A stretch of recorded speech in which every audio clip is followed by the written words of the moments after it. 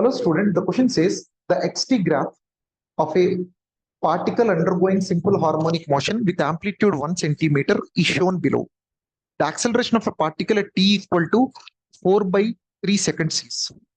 So this is the graph given to us, and from the graph we can clearly see the amplitude is 1 centimeter, and the values that are given us, I think these values I did not write it. This would be 4, 8 and 12. So if I take 4, 8 and 12, we can clearly see it is completing one oscillation in 8 seconds. And again, after again another 8 seconds, the graph would repeat.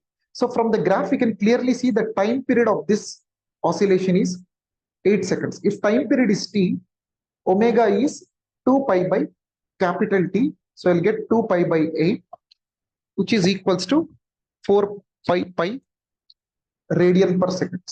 Once we got omega as pi by 4 radian per second, and at t equals to 0, at t equal to 0 would be this position.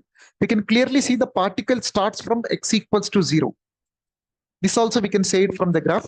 Simply based on that, the equation would be y equals to a sine.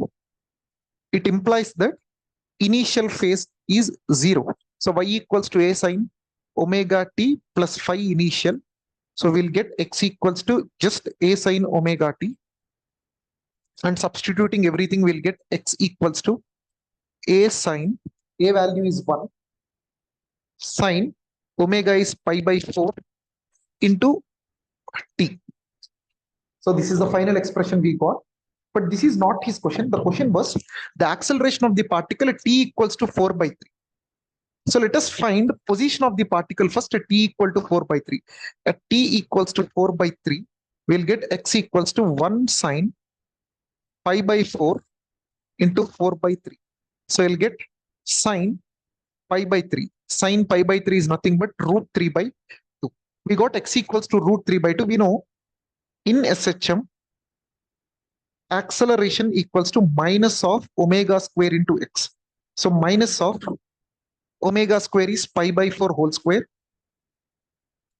into x value we got based on the information as root 3 by 2.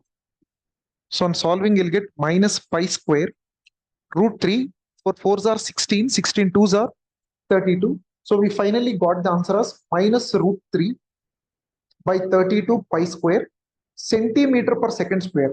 Why? Because the amplitude is given in centimeter. So we'll have centimeter, and the units of this is per second square. So from the graph, we will get the equation. From this equation, we find x, and from x, we'll find the value of acceleration. Hope you understood how I have solved.